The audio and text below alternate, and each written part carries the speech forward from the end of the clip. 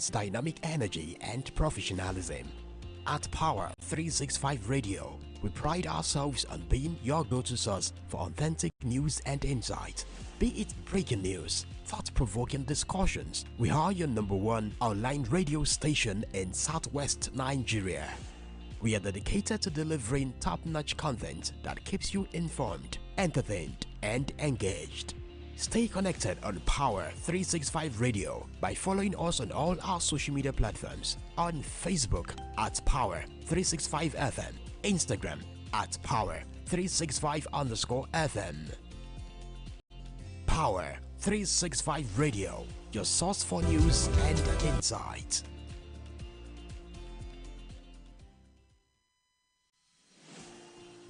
This is Power365 Radio. Get ready to experience dynamic energy and professionalism.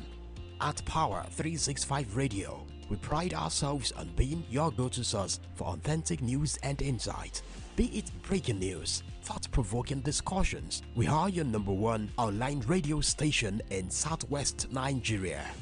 We are dedicated to delivering top-notch content that keeps you informed, entertained, and engaged.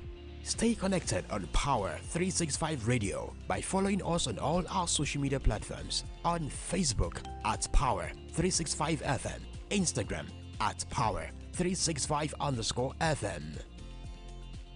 Power365 Radio, your source for news and insight.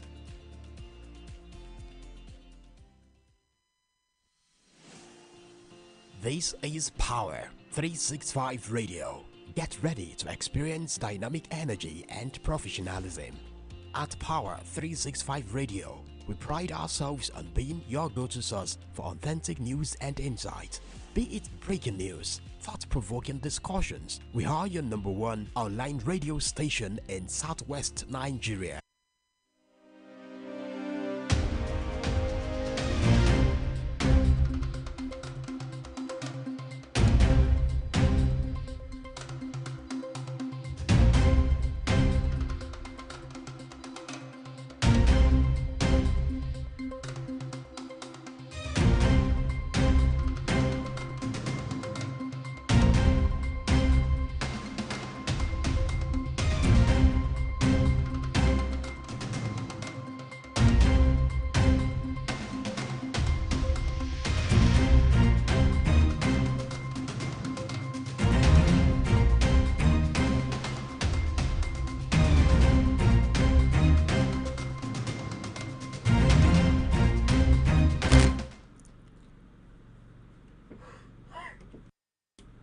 Good evening, this is Power365 Online Radio World News coming to you live from our studio here at Felele, Ibadan. My name is Olamide Adeniji and these are the major headlines. Minimum wage labor agrees to attend Tuesday talks. Judges' salaries review guarantees judicial independence, Fagbemi. Jonathan intervenes in Wike for Barrafield, urges collaboration.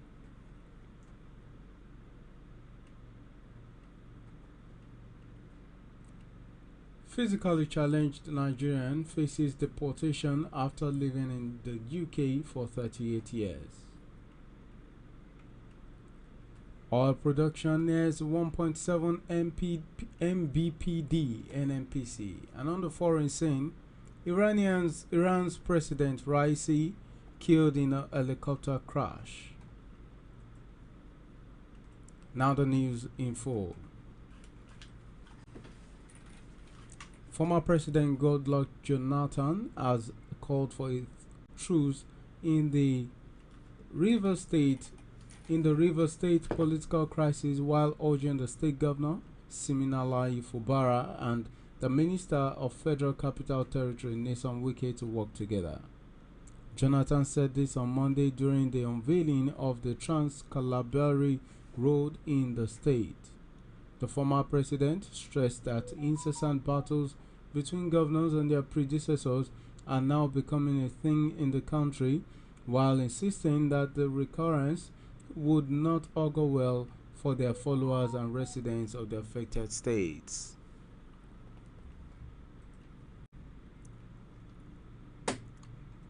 Meanwhile, policemen at the Bristol Palace Hotel in Kano, venue of the second extraordinary session of the 6th Legislature of the Parliament of the Economic Community of West African States on Monday, prevented some journalists from covering the event. Some of the journalists, including Punch, Daily Trust, and other reporters who went to the hotel to cover the event, were turned back by one of the policemen manning the main entrance of the hotel.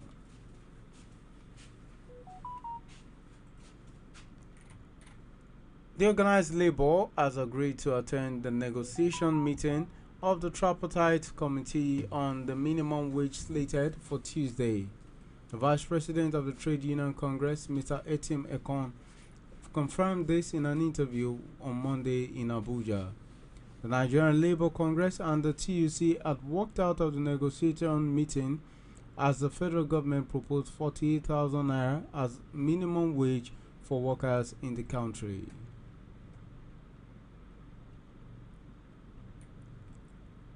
Meanwhile, the Attorney General of the Federation and Minister of Justice Lateef Fagbemi has said that improved salaries and allowances for judges and other judicial officers was a step towards judicial independence in the country. Fagbemi stated this on Monday in Abuja in his address at a public hearing on a bill for an act to prescribe the salaries and allowances and fringe benefits of judicial office holders in Nigeria and related matters Bill 2024, organized by the State Senate Committee on Judiciary, Human Rights and Legal Matters. The senior advocate of Nigeria noted that the upward review of judges and other judicial officers' salaries has become imperative given the inflationary trends being experienced in the country in the past few years. And on a sad note, a disabled Nigerian man who has resided in the UK for 38 years is facing the prospect of being forcibly removed from the country by the Home Office in UK. Anthony Olubunmi George, now 61 years old, arrived in the UK at the age of 24 back in 1986 from Nigeria. Since then, he has remained in the UK, and according to him, he has a clean record with no criminal convictions. In 2019, he experienced 2 strokes and had a significant impact on his ability to speak and move. According to George, he no longer has any immediate relatives residing in Nigeria. Now, still on the foreign scene, Iran's President Ebrahim Raisi has died alongside the country's foreign minister Hossein Amirabdouni after a helicopter carrying them and other officials crashed in the mountains and forested area of the country in poor weather. Raisi was returning from Iran's border with Azerbaijan, where he and Azerbaijani President Ilham Aliyev inaugurated a cooperative dam project, the latest sign of warming relations between the two countries. And this ends our world news at 4 p.m. Thank you for staying tuned and patiently waiting for us. But before we go, these are the major headlines again.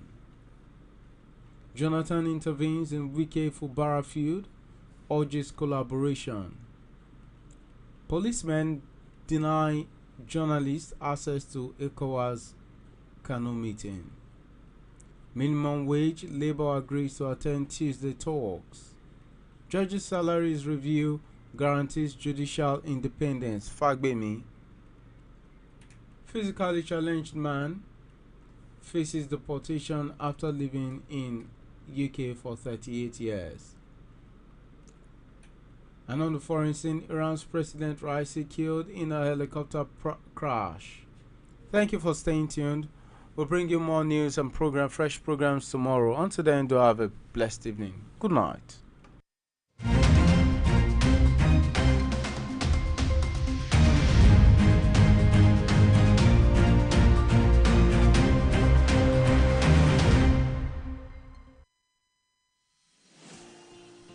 This is Power 365 Radio. Get ready to experience dynamic energy and professionalism. At Power 365 Radio, we pride ourselves on being your go-to source for authentic news and insight. Be it breaking news, thought-provoking discussions, we are your number one